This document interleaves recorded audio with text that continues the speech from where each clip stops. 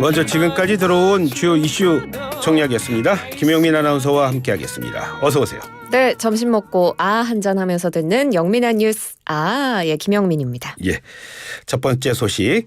윤 대통령이 오늘 4월 19일 4.19 기념식에 참석을 했습니다. 어떤 말 했습니까? 네, 오늘 오전에 국립 4.19 민주묘지에서 열린 제63주년 4.19 혁명 기념식에 참석했는데요. 윤 대통령은 물론 여야 지도부도 모두 참석해서 희생자들의 넋을 기리고 유공자들과 가족들을 위로했습니다. 예. 윤 대통령 이 자리에서 기념사를 가졌죠. 어떤 이야기 했는지 살펴보겠습니다. 거짓 선동, 날조 이런 것들로 민주주의를 위협하는 세력들은 독재와 전체주의 편을 들면서도 겉으로는 민주주의 운동과 인권 운동가 행세를 하는 경우를 세계 곳곳에서 저희는 많이 봐왔다라면서 예. 이러한 거짓과 위장에 절대 속아서는 안 된다 이렇게 강조했습니다. 예. 또 자유민주주의가 독재와 폭력과 돈에 의한 매수로 도전을 받을 수도 있다라고 말했는데 예. 이 돈이 등장하는 것, 돈에 의한 매수는 현재 민주당 둘러싼 이른바 돈봉투 사건을 연상시키기도 하는 그런 대목입니다. 예. 해설까지 해주셨으니까 그냥 저는 넘어가겠습니다. 그런데 이승만 기념관 건립 얘기가 나왔다고요? 국가 예산 460억이 여기에 책정이 돼 있다고요? 네, 지금 국가보훈처가 이승만 전 대통령 기념관 설립 예산으로 460억 원 책정한 것으로 확인됐는데요. 예.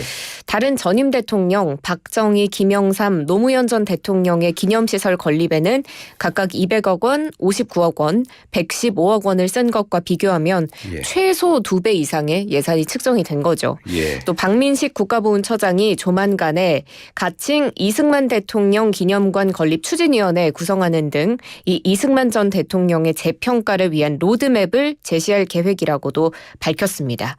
여기에 대해서 정의당 이정미 대표 굉장히 유감을 표했는데요. 예. 오늘 4.19 혁명 기념식에 나온 윤석열 정부 관료들은 과연 이 의미를 제대로 새기고 있는지 의문이다라고 비판을 하면서 4.19 정신의 대척점에 서 있는 독재자 이승만 기념관을 건립하고 혁명의 정신을 퇴색시키려 하는 윤석열 정부의 행보에 오늘을 빌려 다시 한번 큰 유감을 표한다 이렇게 밝힌 겁니다. 예. 기념식을 한 4월 19일 오늘도 역시 시끄럽습니다. 다음 소식 알아보겠습니다. 정부가 전세 사기 피해 주택에 대해서요. 경매 중단할 것을 금융기관에 요구를 했어요. 그렇죠? 네, 그렇습니다. 어제 윤 대통령이 이 전세 사기 사건 전형적인 약자 상대 범죄라고 규정하고 예. 원희룡 국토교통부 장관으로부터 보고받은 이 전세 사기 피해 물건에 대해서 경매 중단 또는 유예를 시행하도록 지시를 했죠. 예. 그래서 금감원이 금융권과 함께 전세 사기 피해자 보호를 위해서 거주 주택에 대한 자율적 경매와 6개월 이상의 매각 유예 조치를 추진하기로 했습니다. 예. 그래서 피해자가 희망하는 경우에는 경매 절차 개시를 유예하고 또 경매가 이미 진행된 경우에는 매각 연기를 추진할 방침이고요. 예. 또 이미 금융기관이 제3자의 채권을 매각한 경우에는 매각 금융기관이 매입기관에 경매 유예 협조를 요청할 계획이라고도 밝혔습니다. 예. 다만 지금 경매가 진행 중인 전세 사기 피해자들에게 도움이 될 수는 있지만 사실 이건 말 그대로 일정 기간 경매를 중단하고 유예하는 임시 방편에 불과해서요. 예. 좀 더 전세 사기 피해를 막을 수 있는 실질적이고 근본적인 대책 마련 필요하다라는 지적은 나오고 있습니다. 임시방편이라고 하셨지만 그래도 이렇게 할 수 있는 건 뭐 진작할 수는 없었을까요? 왜 이제 했는지 좀 답답하기도 합니다. 종종 말씀해 주셨지만 지금 경매에 넘어간 지금 주택들이 상당히 많다고요. 한 2,000채가 넘는다고요? 네, 지금 인천 미추홀구 전세 사기 피해 물건은 3,000건이 넘는데 예. 이 중에 경매가 넘어가고 경매가 예정돼 있는 것만 2,000가구 넘어 보입니다. 피해 대책위 관계자는 지금 피해를 신고하지 않은 사람들까지 포함하면 현재까지 경매로 넘어간 주택 2,083채에 달할 것이다 이렇게 밝혔는데요. 예.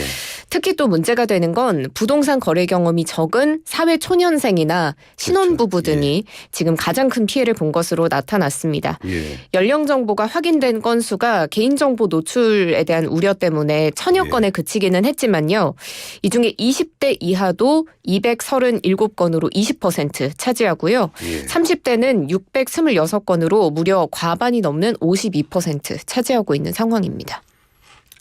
이번에 해당이 되신 분들은 뭐 최우선 변제권이다 뭐 이런 말도 아마 처음 들어보신 분들 많을 겁니다. 그래서 더 가슴이 아픕니다. 국회의원들 이 문제에 대해서 관심 많은 것 같은데 좀 움직임이 있습니까? 일단 여당인 국민의힘 즉시 TF 꾸리기로 했습니다. 예. 박대출 정책위 의장이 이 TF 구성 소식을 소셜미디어를 통해 알리면서요. 피해자들이 요청하는 대안들을 중심으로 가장 실효적이고 실현 가능한 방안을 당정이 조율해서 찾겠다 이렇게 강조했습니다. 내일 당정 협의 예정돼 있고요. 또 국민의힘의 원내 핵심 관계자와 연합뉴스 통화 내용이 밝혀졌는데 예. 대책으로 공공매입 우선 매수권 검토하고 있다라고 밝혔습니다. 그런데 예산이 들어갈 수 있어서 추가 논의가 필요하다고 말했기 때문에 이게 추가 대책으로 마련될 수 있을지는 좀 더 살펴봐야 될 것 같고요. 야당인 민주당 선구제 후 구상권 청구를 골자로 하는 특별법 추진하겠다는 뜻 밝혔고 정의당도 대책을 마련하겠다는 입장입니다. 그런데 사실 이 전세 사기 방지 위한 법안은 최근까지도 27건 발의가 돼 있었는데 이 가운데 17건은 여전히 국회에 계류된 상황이라서 뭐 뒷북 대책 마련이다 이런 지적 나오고 있는 상황입니다. 네, 법을 만드시는 분들이니까 한번 보겠습니다. 다음 소식 알아보겠습니다. 문재인 전 대통령과 관련한 다큐멘터리가 곧 개봉 예정인데 그 영화 일부가 공개가 됐어요. 어떤 내용 담겼습니까? 네, 한 유튜브 방송을 통해서 일부 공개됐습니다. 다큐멘터리 영화 문재인입니다. 다음 달 개봉 예정인데요. 예. 여기서 문 전 대통령이 5년간 이룬 성취, 제가 이룬 성취라기보다 국민들이 대한민국에 함께 성취한 건데 그게 순식간에 무너지고 과거로 되돌아가는 모습 보면서 한편으로 허망한 생각이 든다. 이렇게 말했습니다. 예. 현 정권을 비판하는 걸로 해석해 볼 수 있는 대목이죠. 그리고 문 전 대통령은 자연인으로서 잊혀질 수 없는 것이지만 현실 정치 영역에서는 이제 잊혀지고 싶다는 뜻을 밝혔던 건데 끊임없이 저를 현실 정치로 소환하고 있다. 그 꿈도 허망한 일이 됐다라고 밝히기도 했습니다. 네.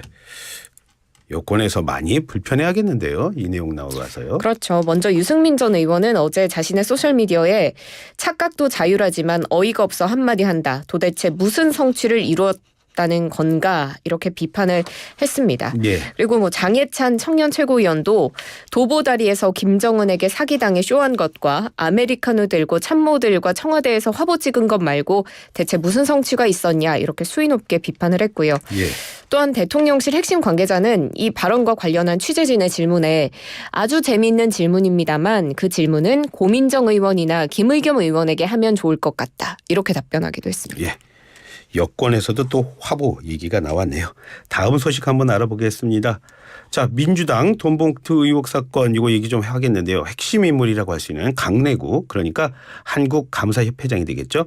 혐의를 일부 시인을 했어요. 그렇죠? 네, 그렇습니다. 송 전 대표 캠프에 들어온 자금 9,400만 원 중에 한 8천만 원 정도를 이 강래구 한국감사협회장이 마련한 걸로 지금 검찰이 보고 있는데 예. 대전 지역 사업가들에게서 돈을 조달했다는 취지로 진술했다고 전해지고요. 예. 또 이정근 전 민주당 사무부총장도 조사에서 비슷한 진술을 한 것으로 알려졌습니다. 검찰이 확보한 녹취 파일 보면 이 전 부총장이 강 회장에게 송영길 대표가 레고가 돈 많이 썼냐고 묻더라 이런 내용이 담겨 있는 것으로 전해졌고 예. 이 전 부총장도 조사에서 송 전 대표와 통화한 사실이 있다라고 인정하는 진술도 했기 때문에 예. 이 송영길 전 대표가 자금에 대한 거 알고 있었지 않느냐 검찰은 이렇게 보고 있습니다. 예. 검찰에서 수사하고 있는 내용들이 많이 전해지고 있습니다. 자, 그런 가운데 검찰이 확보한 녹취록 안에 홍영표 의원 캠프에서도 돈을 뿌린 정황이 있다. 이런 내용을 중앙일보가 또 보도를 했어요. 네, 그렇습니다. 검찰이 확보한 통화 녹음에는 송 전 대표의 경쟁 상대였던 홍영표 의원 캠프도 동료 의원들에게 현금을 뿌렸다라는 주장이 나오는데 강 회장이 이 전 부총장에게 지금 홍 쪽에서 그러니까 예. 홍영표 쪽에서 의원들한테 뿌리니까 고민을 하고 있다. 필요하다면 돈이 최고 쉬울 건데라고 말한 부분입니다. 아직 확실하지는 않지만 이런 녹취가 나온 예. 거고요. 검찰은 단순히 녹음에 나온 내용만으로는 수사 대상이 될 수 없다. 현 시점에서는 이 부분에 대해 구체적인 수사 계획은 없다는 입장입니다. 아마 자금 공여자나 뭐 내부 관계자의 진술이 있으면 수사에 착수할 가능성도 있지 않을까 싶습니다. 네. 자, 송 전 대표 이제 뭐 조기 귀국해야 하는 거 아니냐 이런 목소리가 민주당 내에서 지금 많이 나고 있죠? 네, 오늘 민주당 내 최대 의원 모임이죠. 더 좋은 미래가 입장문을 발표했습니다. 예. 조기에 귀국하지 않고 이 사건에 대해 책임지는 모습을 보이지 않는다면 민주당이 가장 강력하고 엄중한 조치를 취해줄 것을 촉구한다. 이렇게 밝혔고요. 귀국을 미루면서 외국에서 기자회견 하겠다는 태도 보이는 것은 당의 전직 대표로서 또 책임 있는 지도자로서 매우 부적절한 태도이자 처신이다라고 지적을 했습니다. 예. 고민정 최고위원, 송갑석 최고위원도 귀국을 촉구하는 등 메시지를 내놓고 있어서 앞으로 이 귀국을 촉구하는 목소리는 더 커지면 커지지 않을까 싶습니다. 더 좋은 미래 이름으로 빨리 오라고 그런 입장을 발표를 한다는 거네요. 네. 자, JMS에 대한 추가 폭로가 나왔습니다. 그런데 이게 또 충격적이라고요?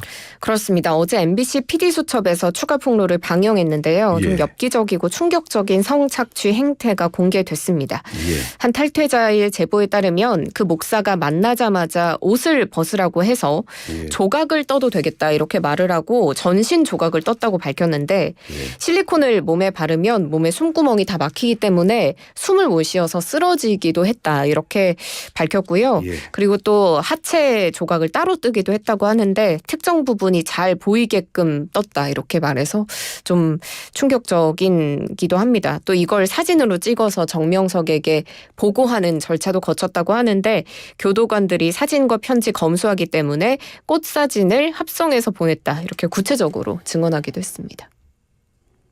나쁜 사람이네요.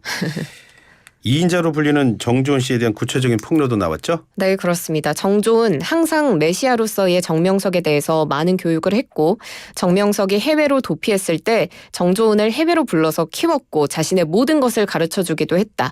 그래서 정조은의 역할이 매우 중요했다고 주장을 했고요. 네. 정명석이 마음에 드는 여신도들을 스타라고 불렀다고 합니다.